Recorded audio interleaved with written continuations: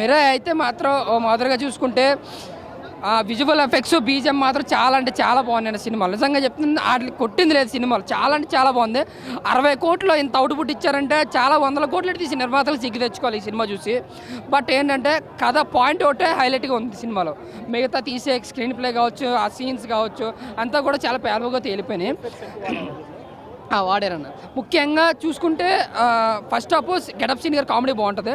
అలాగే తేజ దత్ గారి యాక్టింగ్ కానీ సరదా యాక్టింగ్ అది కొంచెం ఫన్గానే ఉంటుంది. బట్ ఫస్ట్ హాఫ్ మనకి మైనస్ లేదన్న, ఏదో బోర్ కొట్టదు కానీ సరదాగా వెళ్ళిపోతుంటుంది. బట్ ఇంటర్వల్ బ్లాంక్లో 10 నిమిషాలు మాత్రం చాలా హైప్ ఇస్తుంది. గరుడ వాహనంతో ఒక సీన్ ఉంటుంది అక్కడ మంచు కొండలో, అదైతే మాత్రం చాలా అంటే చాలా బాగా అనిపించింది. సూపర్. మనోడిని అయితే మాత్రం చాలా హైలైట్ చేశారు. ఫైట్లు కూడా చాలా రిచ్గా, చాలా విజువల్ వర్క్స్ చాలా బాగుంటాయి అనమాట. అంటే 9 గ్రంథాలు 7 గ్రంథాలు ఇంటర్వెల్గా అయిపోతాయి కాబట్టి ఆయనకు శక్తులు వస్తాయి కదా, ఆ శక్తులతో ఆ ఫైట్లు అనేది చాలా గ్రాండీర్గా అనిపించింది మాకైతే. అంతేనే ఫస్ట్ హాఫ్ ఎక్కడ మనకు మైనస్ లేదంటున్నా. బట్ సెకండ్ హాఫ్ వచ్చేవాడికి ఏంటంటే మనోజ్ స్క్రీన్ ప్రెజెన్స్ తక్కువ ఉంటుంది. మనోడు చేసే దగ్గర యాక్టింగ్ వరకు చూసుకున్న స్క్రీన్ ప్లే స్లోగా ఉంటుంది. మళ్ళీ గరుడ వాహనంతో ఇంకో సీన్ ఉంటుంది సెకండ్ హాఫ్లో. నిజంగా చాలా కూజం చెప్తుంది ఆ సీను. కానీ ఎవడో కేకలేడు, ఎవడో ఈజిల్ చేయడం అంత నీరసపడిపోతారు అప్పటికి.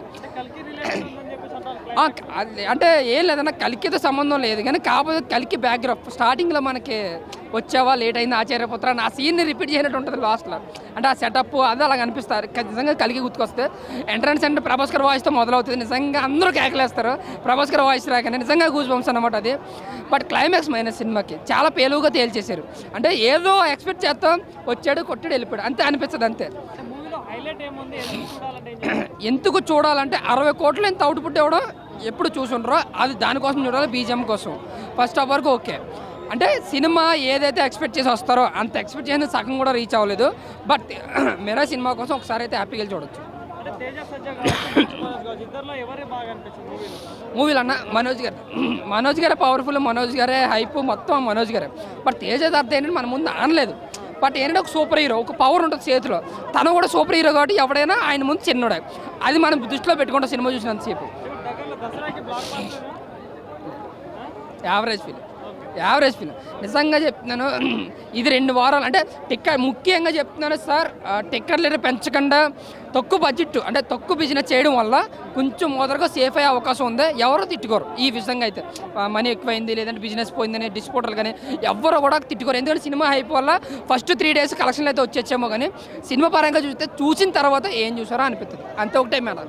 థ్యాంక్ యూ అమ్మ. ఈ సినిమా మాత్రం ముఖ్యంగా ప్రతి ఒక్క హిందువులు చూడాలి. ఇది సినిమా మాత్రం నెక్స్ట్ లెవెల్. బీజిఎస్ మాత్రం ఏం దాగి కొట్టిండో తెలియదు కానీ ఈ సినిమాలో మిరాయి అంటే మీరు అందరూ ఏమనుకుంటారు అంటే పేరు అనుకుంటారు. పేరు కాదు, ఇది ఒక కట్టె. అది మనము చిన్నపిల్లలు అప్పుడప్పుడు డోరేమానో గిరోమాన్ చూసిన ఒక కట్టె పట్టుకుంటే శక్తి వచ్చినట్టు మన తేజ సజ్జన్నకు శక్తి వస్తుంది అన్నమాట. అక్కడి నుంచి సినిమా మాత్రం రాముని గురించి స్టార్టింగ్ ఉంటుంది. రాముడు కనిపిస్తాడు, దాని తర్వాత నాకు ఛత్రపతి శివాజీ కూడా కనిపిస్తాడు. ఈ సినిమా మాత్రం ముఖ్యంగా 99% మంచు మనోజ్ అన్న మాత్రం యాక్టింగ్ కోసం వచ్చిన ఏమైనా చింపినా. బాహుబలిలో రానా, ఇక్కడ మంచు మనోజ్.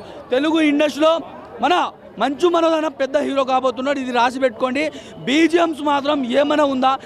అదేవిధంగా హనుమాన్ సినిమా, అదేవిధంగా మన కలికి సినిమా, అదేవిధంగా మన బ్రహ్మాస్త్ర సినిమా చూసారు కదా బ్రదర్. అక్కడి నుంచి ఆ స్క్రీన్ ప్లేలు కాపీ కొట్టినట్టు అదే నాకు అనిపించింది.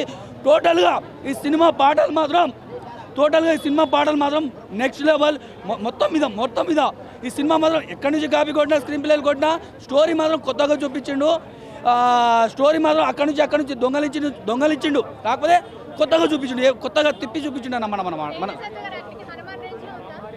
మేడం. హనుమాన్ రేంజ్లో ఉంది. ఆయన ఎప్పుడు అట్లనే ఉంటుంది. ఆయన ఎప్పుడు నాకు బలం లేడు, పక్కగా ఉంటాడు, అట్లనే ఉంటుంది ఆయన తేజ కానీ యాక్టింగ్. నేను హీరోలాగా ఫీల్ అవ్వడు ఆయన. ఏదంటే ఇప్పుడు ఈ సినిమాలో ఆ సినిమాలో ఏమి ఇచ్చినాము, హనుమంతుని ఒకటి ఇక్కడ రాయిలాగా ఇచ్చినాము. అయితే మనోజ్ అన్న డౌట్ లేదు,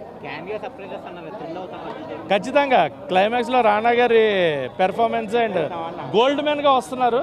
నెక్స్ట్ గోల్డ్ బాగా అమ్ముడుపోతుంది. దీనికంటే నెక్స్ట్ లెవెల్లో ఇది 500 అయితే అది 1000 కోట్లని చెప్పుకోవచ్చు. కార్తిక్ ఘట్టంనేని గారు ఈగలతోనే కొట్టాలి. ఆ ఈగలు ఎక్కడో మిస్ఫైర్ అయింది. బట్ ఇది ఎక్కడ కూడా మిస్ఫైర్ అవ్వలేదు, మామూలుగా లేదు. Mirai is a block buster. ఆ సాంగ్ అక్కర్లేదన్న, ఆ సాంగ్తో పనే ఉంది, ఇంట్లో వింటాంగా. ఇది ఓన్లీ ఫర్ కాన్సెప్ట్ అంతే. ఆ థీమ్ కాన్సెప్ట్ ఎలా ఉండాలి, త్రూ అవుట్ ద ఫిలిం ఏది కావాలో అది తీసుకున్నారు. సాంగ్స్తో పని లేదు, మనకు కంటిన్యూటీ మిస్ అవ్వకుండా చూసుకున్నారు, సాంగ్ పెట్టి డిస్టర్బ్ అవ్వకుండా. So overall cinema block buster ఖచ్చితంగా. అండ్ నార్త్లో మనకంటే కూడా నార్త్ వాళ్ళు రాముడు, అయోధ్య ఇది బాగా ఎక్కువ నమ్ముతారు. సో నార్త్ సైడ్ గట్టి కొట్టేస్తుంది ఈ సినిమా, డౌటే లేదు. నార్త్ వాళ్ళు డివోషనల్ అంటేనే ముందు వచ్చేస్తారు. సో మామూలుగా ఉండదు సినిమా అయితే మటుకు. మిరాయ్ ఖచ్చితంగా బ్లాక్ బస్టర్. 500+ డౌటే లేదు. రేటింగ్తో ఇలాంటి సినిమాలు తక్కువ చేయనన్న. ఇది రేటింగ్ ఇచ్చే ఫిలిం కాదు, beyond the rating block buster film అంతే.